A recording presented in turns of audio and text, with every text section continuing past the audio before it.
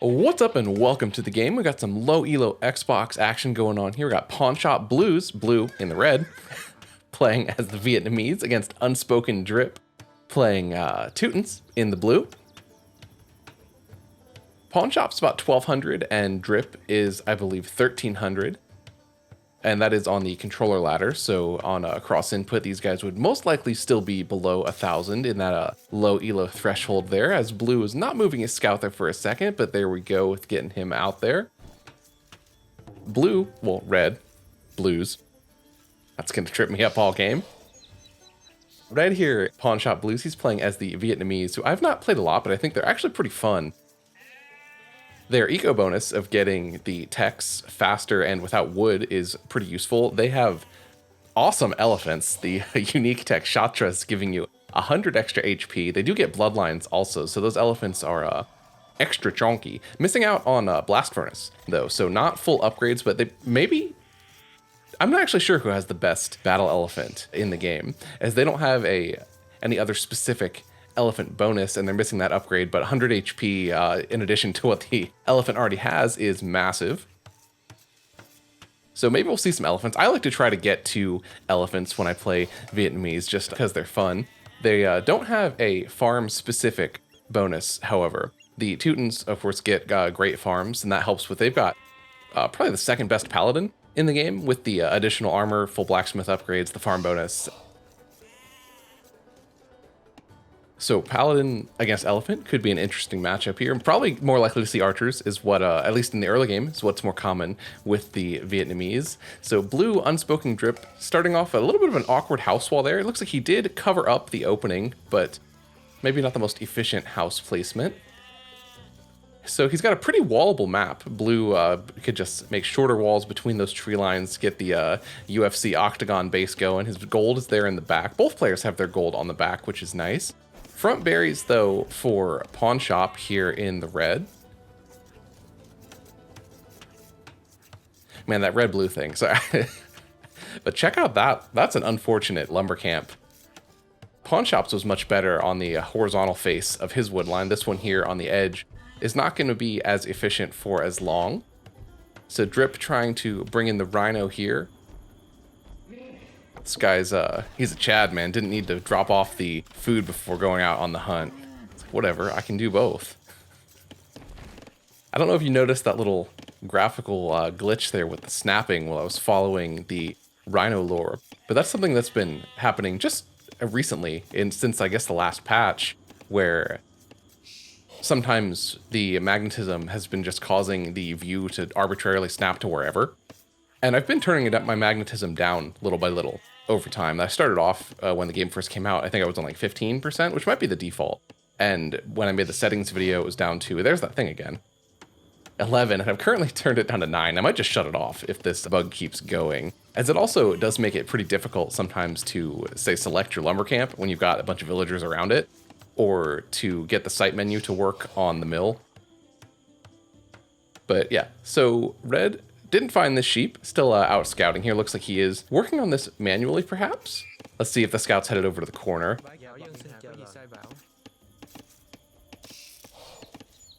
Housed at 15 here for PawnShop.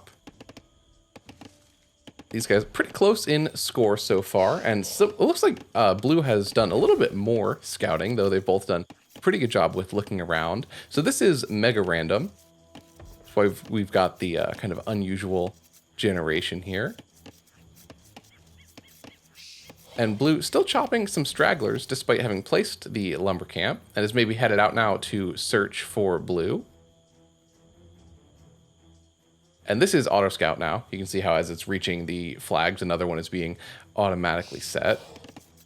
It changes direction in most cases more frequently than that. It'd be weird if blue was actually watching it and just setting the flags at a very AI looking interval and go completely straight. So there's a little zigzag on the minimap we can see now as our blue player, UnspokenDrip, is headed over here to take these zebras. Kind of a vulnerable spot, especially with red being the Vietnamese. So the Vietnamese know where you are at the beginning of the game. If red was going to play more aggressively, this would be an area he could target. as those villagers are quite far from the TC, would be able to get a kill or two, which I haven't seen actually a lot of players do much as far as like scout blocking. But here's this nice cozy mill, perfectly surrounded by the berries there. No one working yet, just placed the mill. I guess we were waiting for the... Oh, he's probably shift queued it from those villagers that were finishing up on a sheep under the TC. So not a bad mill. Berries on either side there will be pretty efficient. Sometimes you see higher level players leaving actually a one tile gap now, trading off efficiency for easier to just place a palisade in there if you get rushed. And another similar note on efficiency with the deers, there 4 is the ideal number to eat one all in one go. Blue, so 2 mills up for red, 1 on the deer, 1 on the berries. It looked like that Drip was just going to long distance his deer. I like the deer mill here from Pawn Shop. His placement on the berries, though, not quite as nice as Blue's, I don't think. So here comes the barracks as Pawn Shop is on his way up to the Feudal Age. Drip has not yet clicked. He's getting pretty close on the food when those hunters get back to the TC, as the zebra's kind of body blocking them there, unfortunately, delaying the uptime by a few more seconds. So yeah, lumberjacks all over the place. There's that snap again. But part of that is not, you can't even necessarily fault the players for that, as the deer did come in giving Blue the food to advance. There he goes with the click. But the pathing lately, especially with lumberjacks, has been absurd. Sometimes it's like if you task them to the middle of the forest, they go around the back, and that's been, I feel like, a thing for longer. But lately, they just go all over the place. Even if you've got them chopping nicely distributed close to the drop-off point on either side of it, when the tree that they're harvesting runs out, they just go wherever they want. And it's like, who knows? But so big villager lead for Blue at this point. He is 6 ahead. So he's got 6 villagers ahead. He's not going to be first up, so we'll likely see some aggression from that Vietnamese player. I hope, actually, at least. So there he goes. Blue's up. Blues.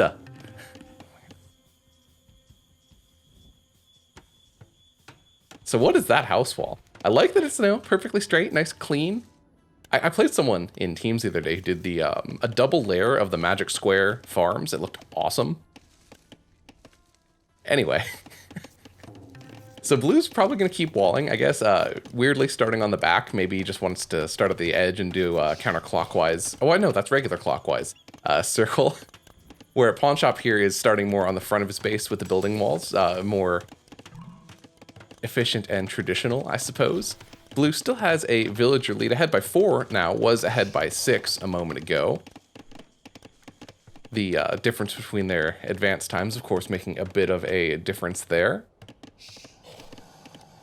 So still working on bringing in those deer, a unfortunate mining camp on the front.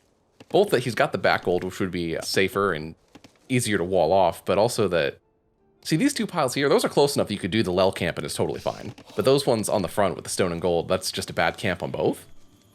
So still working on the building walls between the patches, so it looks like is protecting the front of his base, similar to how we saw Pawn Shop doing over there in the red. Pawn Shop farming already, so no farms yet from our Teuton player. He's still finishing up his hunt. Red still does have berries, but nothing wrong with getting the farms. I missed if he grabbed horse collar or not. That if you still have enough food at this point to not make a farm until you get horse collar can be worth it, especially with Vietnamese, that it's a cheaper and faster tech to get. Although playing archers, it's common to delay that until you're on the way up to castle. So no scouting yet from Pawn Shop. He just, of course, with the bonus there, sees the town center, but is just now producing some archers and trying to check out Blue's base, see what he's up to. No villagers in the queue there for a second, but did remember to add a couple back in there now. So 26 villagers, well, 26 population, excuse me, for Pawn Shop Blues. So he's got 3 archers, well, 2 archers in his scout out so far. I can do the math. And second range coming up here for Pawn Shop.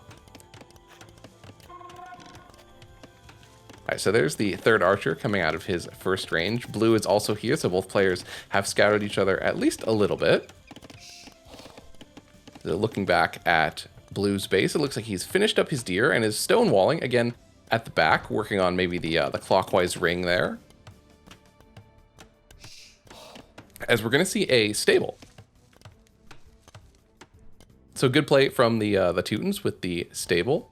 The farming bonus, of course, can make their, well, he doesn't have many farms out, but it's easier to get more scouts, more knights with the great farms, with the Teutons, and then getting melee armor upgrade on top of that. So scouts versus archers can be, I feel like, kind of a tricky fight to judge, especially on Xbox, where it's hard to know if your opponent is going to micro or how good they're going to be at it.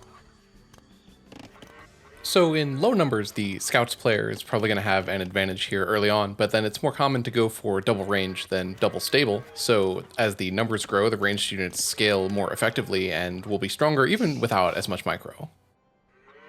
The scouts player, of course, could add in some skirms or just choose not to fight, running away with the mobility of the scouts. So I'm kind of looking around here, trying to see like how viable the map size wall is. With the tree lines there helping out in the middle. I still don't think the big stone wall is the play, but we've got a landing pad technique here. The gather point set there just outside the TC, manually then assigning those villagers to work rather than just spawning them directly to a resource. Which, if you like to do it that way, auto eco might be the way to go, as it will assign them, distribute them around evenly and quickly.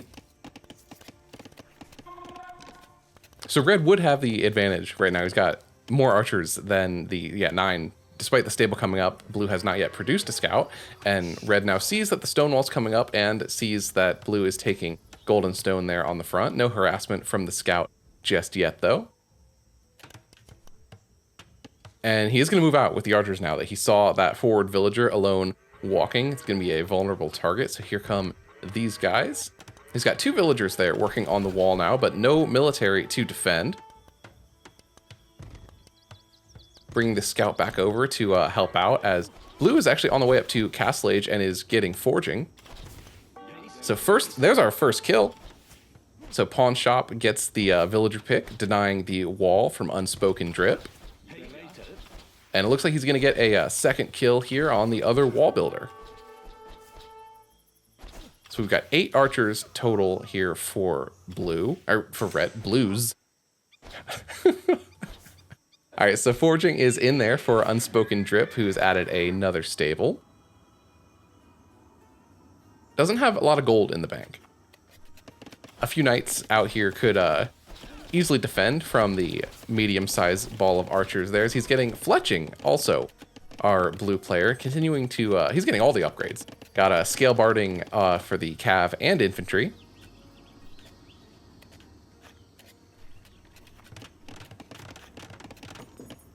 So getting upgrades at all at this rank, players a lot of times forget, so getting them all at all is great. Focusing on the unit that you are going to produce most of can be a more efficient use of those resources. Say, instead of spending that extra food on fletching and the infantry armor, using that to get more knights or scouts out faster with the upgrades for those. Oh, the walls are going to work. Oh, now there's a hole. For a second, I was going to give Drip the credit for the big brain play on the walling on the sides first, as it seemed like Red had went that way and it was going to stop his entry, but there was a hole there by the tree line. Maybe Red's just trying to be sneaky, not going in through the big opening on the front. Still continuing 2-range production, and is on his way to Castle Age now. So second TC, big farming eco for blue. No military units. Looks like he's making spearmen and getting the pike upgrade. So archers will shred spearmen. So not the best choice here from blue, as the archers are in by the TC, staying out of range of the fire. Oh, not quite. So it takes a little bit of chip damage on the archer army from Pawn Shop, and is forcing some more idle time over here as blue has to retreat from his wood line. And oh, big shots from the TC. All right, Pawn Shop is going to lose most of his army here to TC fire. Tough break for him there, as he is in Castle Age now. Hasn't got crossbow yet, so missing his opportunity there to hit his timing, get a power spike. Had he...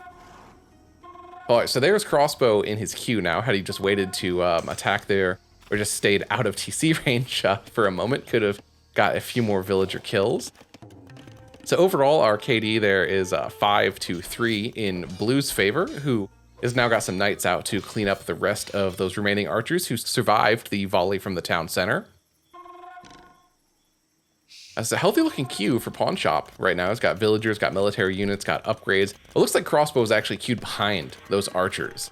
All right, so there's the pikemen. There's some knights. Looks like blue is just going to play some defense. No villagers out yet to continue working on those walls. Red scout just kind of hanging out over there, keeping an eye on the west side of Drip's base. So the knights from Drip just kind of hanging out back there where they took care of the archers. Bloodlines on the way for those guys, but no indication of any aggression yet from our blue player. All right, so red is already on stone. Blue had started to take a bit earlier on that front camp before the archers pushed in.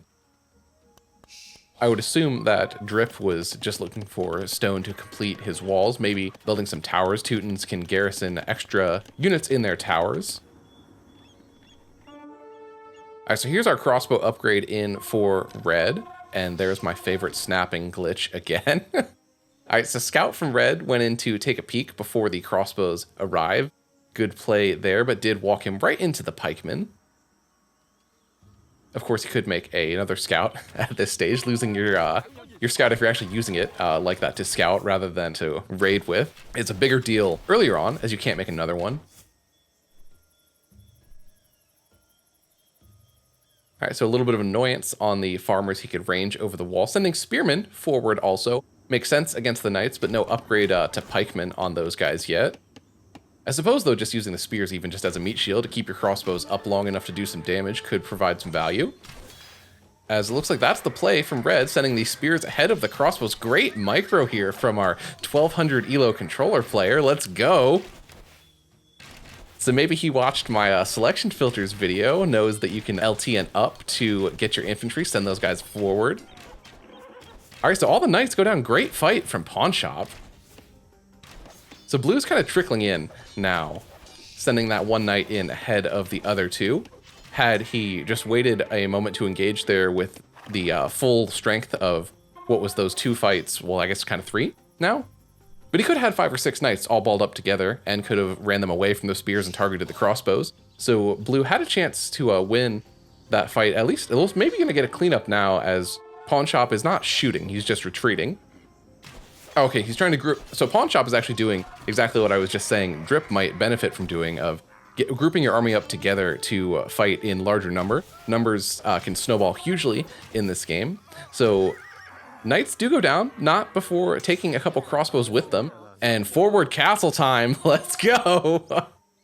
All right, I wouldn't, is that on its face? It's not ranging the TC, but I think it's about as close to the wall there as you could get it. However, blue is not fully walled, so the castle could have been a lot more aggressive. This could actually have been a game-ending castle had he placed it right up there between them TCs next to the mill, as Pawn Shop has enough army that he could pretty much force this castle up anywhere he wanted, I feel like.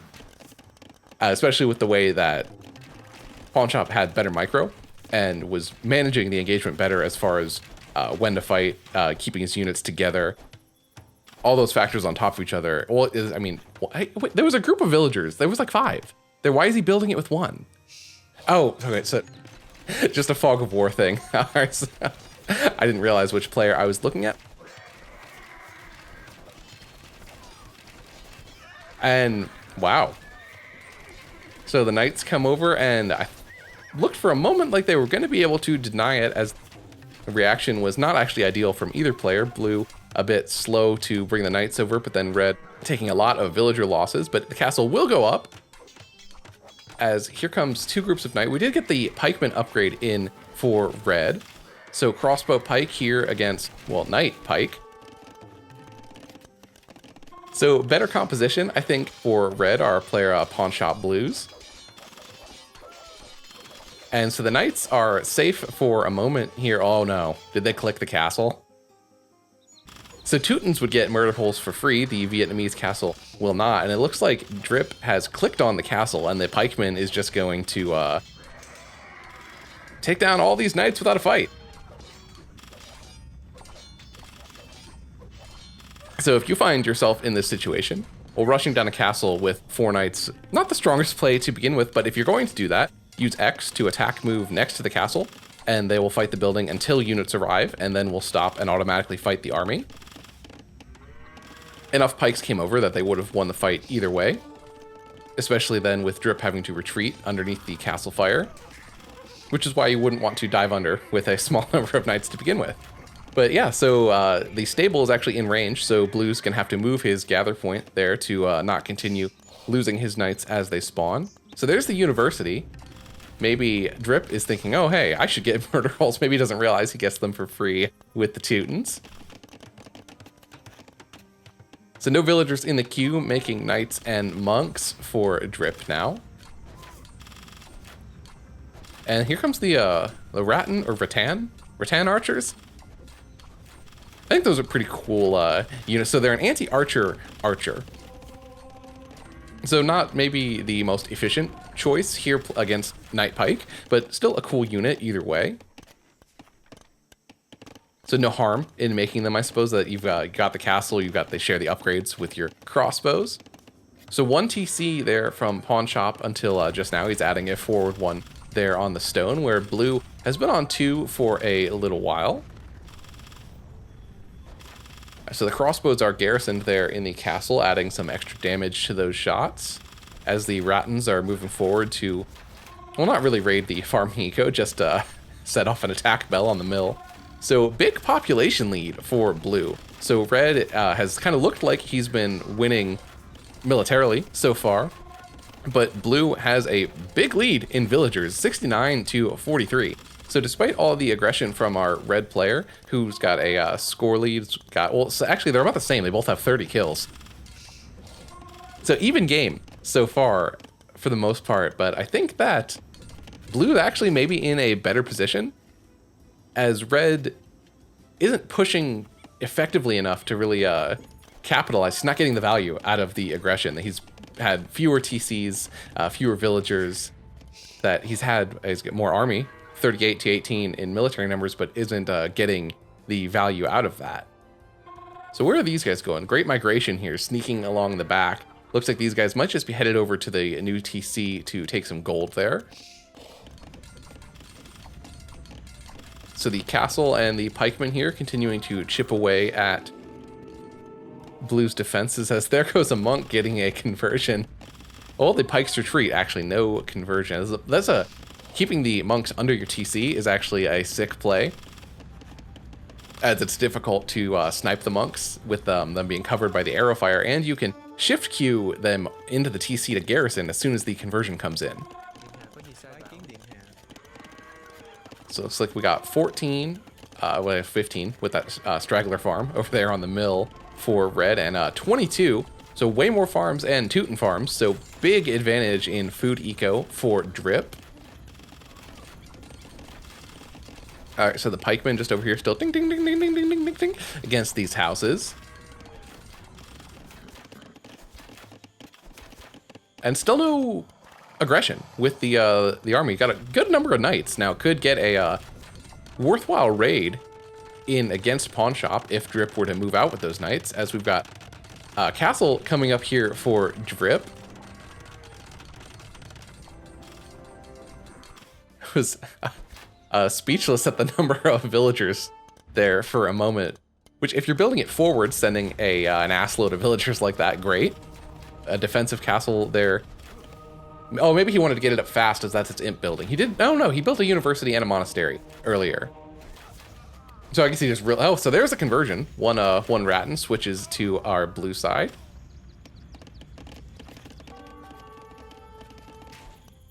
And crossbows in through the same hole as before. A bunch of knights over here though, so this shouldn't be a problem for Drip, as those archers won't be able to get to the eco without passing by those knights. Don't know what's going on there. All right, so pikemen fighting the crossbow now. So not a wise engagement from Blue. And there's the hit and run micro from Pawn Shop. All right, so loses a crossbow, but cleans up all the pikes. Now here come the knights. The knights should win this easily. Monk is in there too to help out. 3 monks actually even.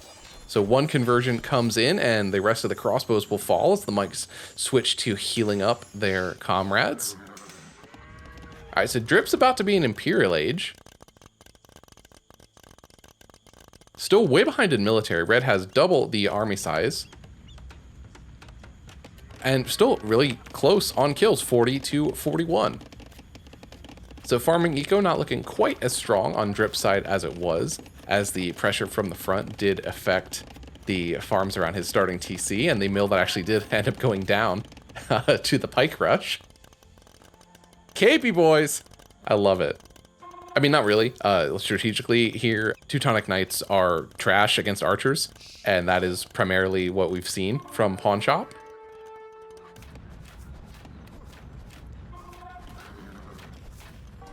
So the KP boys mixing in a couple to deal with enemy pikes can be a great play.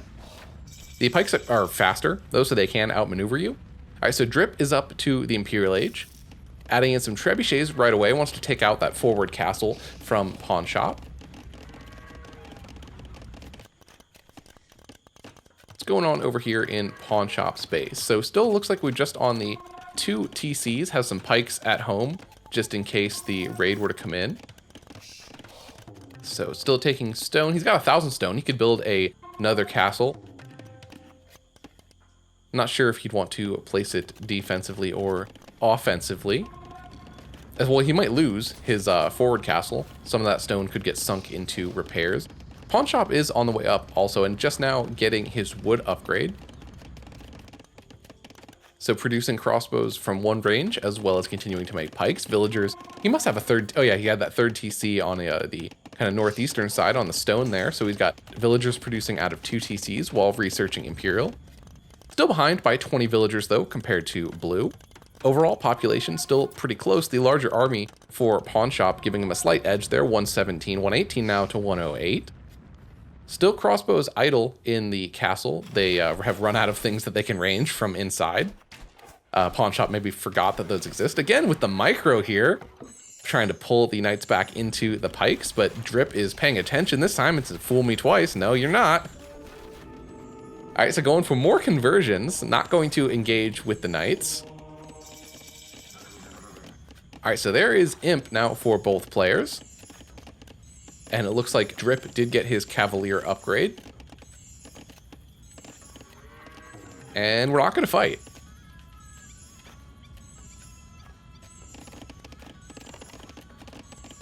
So ungarrison there from Drip. Bunch of houses coming up on the back. And still producing trebuchets and KP boys. Maybe he lost his blacksmith earlier. It's a weird place to not be nearer to his starting TC. All right, so here's the trebs. So blue is now building a castle and pushing red's. Looks like red's castle is going to go down. So here comes the army from red. Got the pikes, the crossbows. Oh no, those are the Rattans. And a couple KP boys over here, not enough. The archers, there's definitely enough to take out the 4 KP boys. So yeah, the Teutonic Knight has a ton of melee armor, and looks like Drip is trying to target the pikes with them. So good play there, and the Trebs are going to make it back to the safety of their castle fire, as Red's castle did go down. So great play, everything working well for Drip in that engagement. He was getting out-microed by PawnShop consistently throughout the game, but did get a fight going his way here.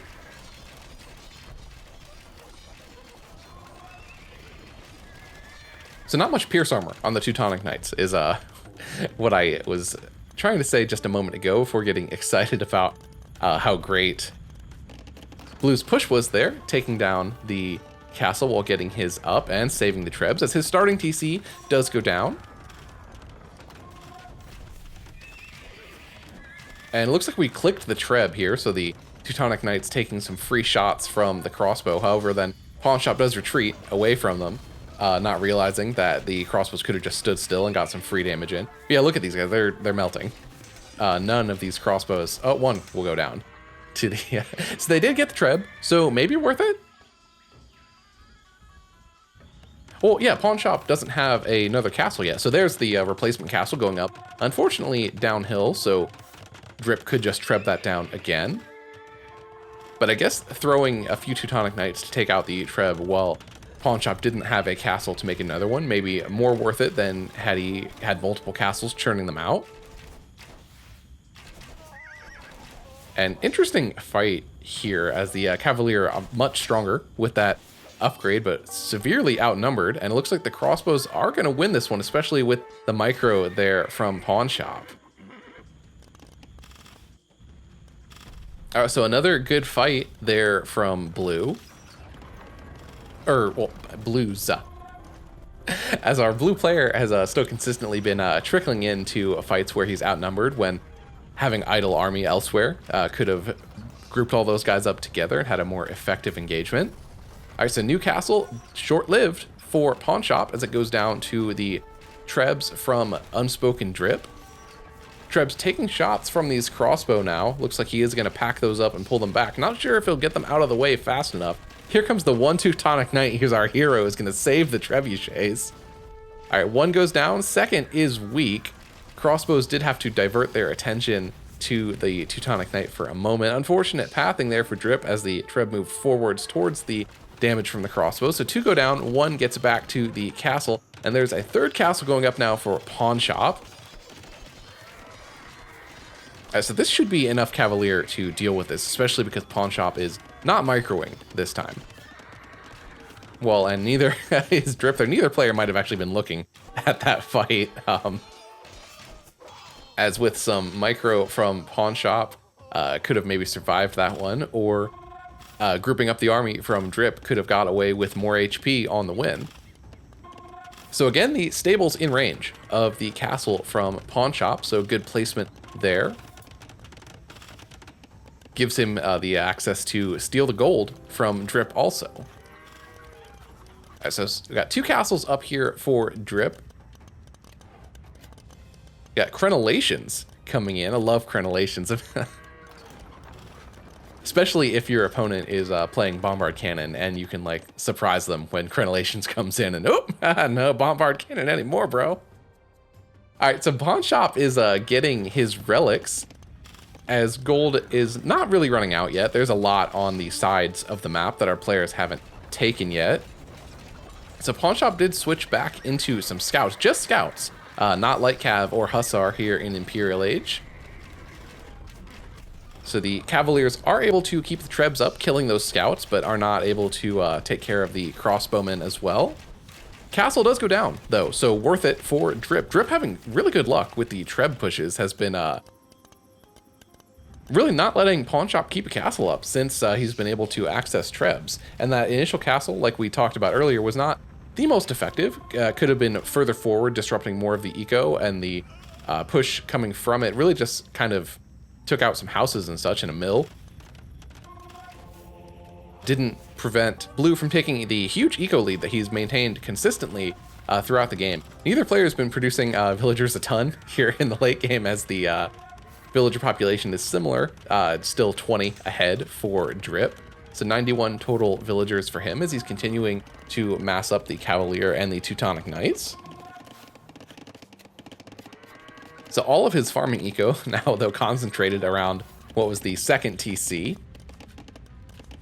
So rebuilding a mill, maybe, or just deleting those farms around what was the starting TC would be a play for some efficiency here. All right, so there's light cav for PawnShop now. So not fully upgraded from the blacksmith yet on those guys, but at least does have the light cav upgrade now. And a less aggressive castle now from PawnShop, looking to secure some of these golden stone points on the sides of the map.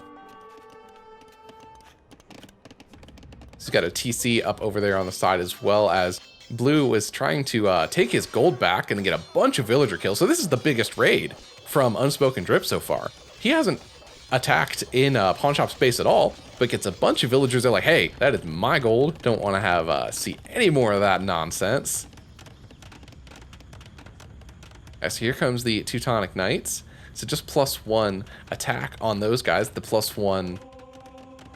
Actually, I don't think the additional armor, I think that's specifically barracks and stable units. So yeah, he did earlier in the game. I was talking about why is he getting every blacksmith tech all at the same time. So that is just the scale mail armor research from a bit ago, not any additional bonus for the Teutonic Knight. As the castle gets a couple kills here on the light cav that we're raiding on the stone. So PawnShop's starting to get some outposts up. The outposts always a good play. early game, they can be a bit tricky as the 5 stone means you have to take some stone if you want to jump right into a 3TC boom. But at this point, getting outposts up for visibility is a great move. Right, another castle coming up here for Drip. So 2 relics in for PawnShop, who is getting 2-man saw and a halberdier. So PawnShop's still producing villagers. Drip kind of stopped. He had the villager lead, well, still has it, but isn't producing. Now, PawnShop is still producing villagers, where Drip has actually made 2 since I last mentioned it a minute or 2 ago. He has 93, well, 95 now, where he had 91. All right, so the second attack upgrade on the way for PawnShop. And here we go with the stone wall. So Drip still not going to push out, just wants to play defense. Teuton's good civ for that with crenellations, free murder holes. Good bonuses that synergize well with each other to make defense with your castles and towers. A bunch of trebs though, that's a lot of trebs. Blue actually has the military lead now as well. If he were to move out with that many trebs and the cavalier that he could end this game right now. Actually, I feel like.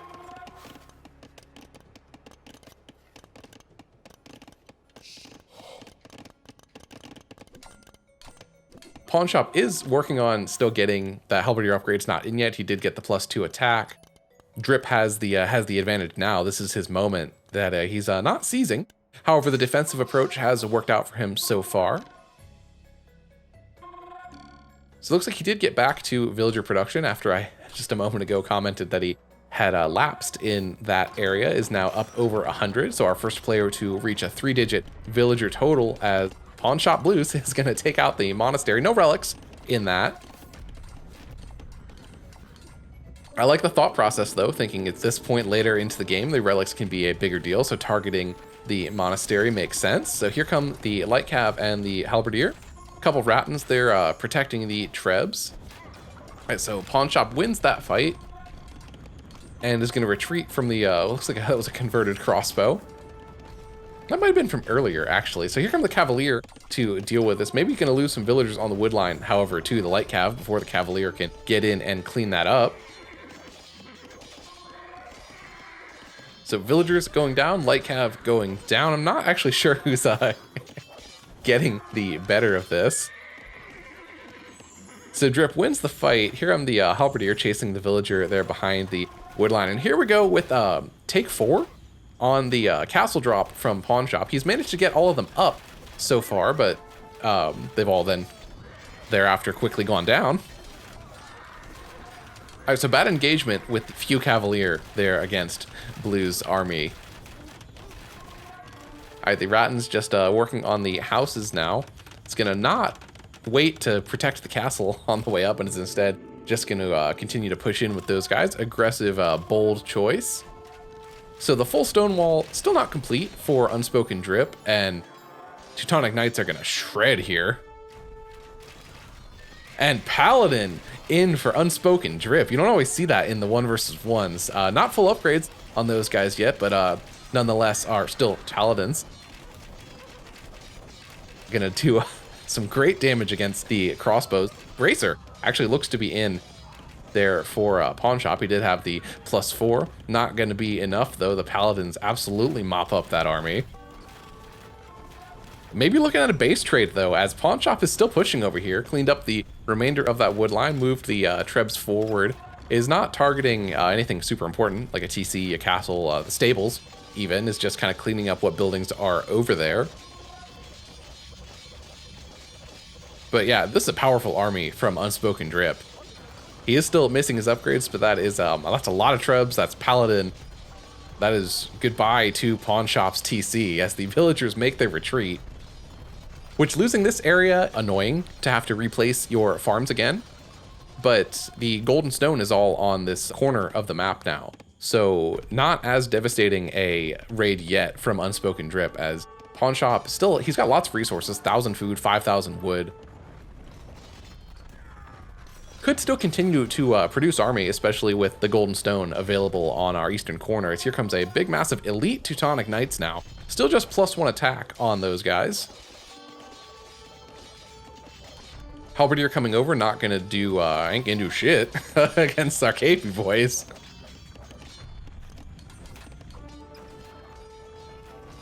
Blue taking care of the push from Blues. It looks like he's going to focus down the Treb there, ignoring the Rattan archers for the moment. Treb melts to the 5 Paladin. Rattans might win this fight, though.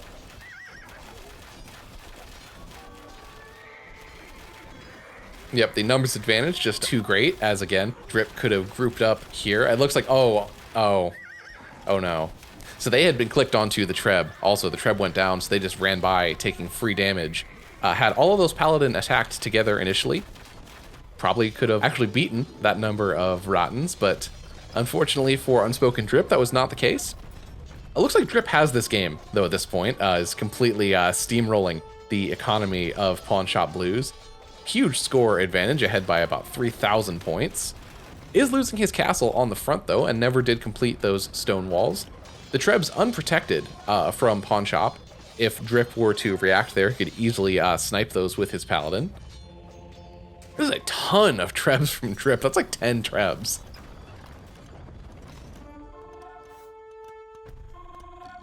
Both players are seeing a net loss in villagers, though, over the past few minutes. We're back down below 100. I don't think that Pawnshop actually ever made it to 100 vills. He got up as far as maybe 84. Drip, though, he did have over 100 for a moment. Is back down to 79 now, as he's got the Paladin over here to clean up the Trebs. I think he did lose his castle, though, so not fast enough. And here comes the steamroll, the Teutonic steamroller. Yeah, this comp is going to be hard to deal with. I mean, just mass archers would be totally fine. What Pawnshop is doing, using the getting Halberdier against the Paladin and archers against the Teutonic Knights would work. He just doesn't have the eco to keep up, to stop the steamroll. I don't think Drip has any chance of losing the game at this point, as the Teutonic Knights are thoroughly cleaning up the starting base. It's going to be scorched earth over here. Monastery goes down, so the Relic's not bringing in the gold for Pawnshop, trying to make his escape, but the Teutonic Knights are going to see it. Yeah, they're not having this. Oh, it's an escort. This is a friendly, there's been a treaty, a truce, a ceasefire. I love the single file line. Peace and unity. Oh, no. Now I'm going to stab you in the back.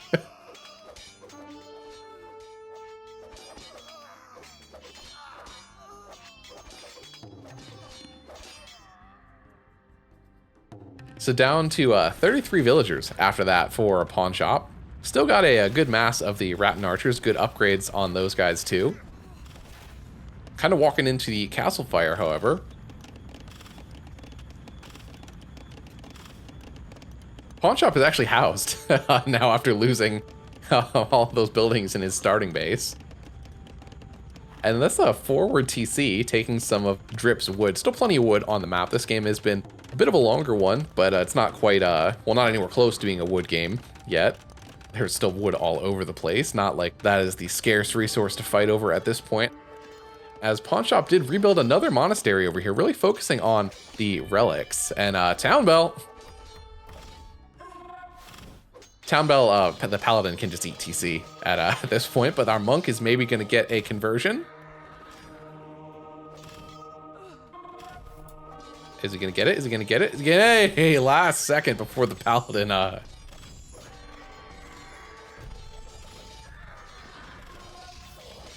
Anyway, so converted Paladin swiftly dealt with, and there's our GG. So UnspokenDrip ends up victorious. Just turtled up for most of the game until he had the army that he wanted to steamroll with. It took a lot of damage, though. Not much eco left for Drip. Red, with the aggression there at the end, had a chance. Had he pushed faster with the Rattans and the Trebs, kept them grouped up, maybe could have done enough damage to Drip that they would have both ended up with no eco. So 32 to 52, our final villager count. And that big mass of Trebs from Drip, Pawnshop just couldn't do anything about that. So final KD, 316 to 191 in favor of UnspokenDrip. So also big advantage in buildings raised there with the big treb push steamroll at the end. Pawn Shop actually collected, though, more wood and stone. Huge difference in food, though, those Teutonic farms, man. Like 10,000 additional food for drip. So it looks like blue had turned on the auto scout there, getting 99% exploration. And both players did manage to get some gold from the relics. I didn't actually notice drip taking any, and blues did get definitely more. Here's a quick look at our final timeline there. Lots of ups and downs, big battles, twists and turns in the game. I actually thought red was going to win this one with the aggression, but blue was able to hold on and get the W. Thank you guys for watching. If you want to see more low elo controller games, don't forget to like and subscribe, and I'll catch you next time.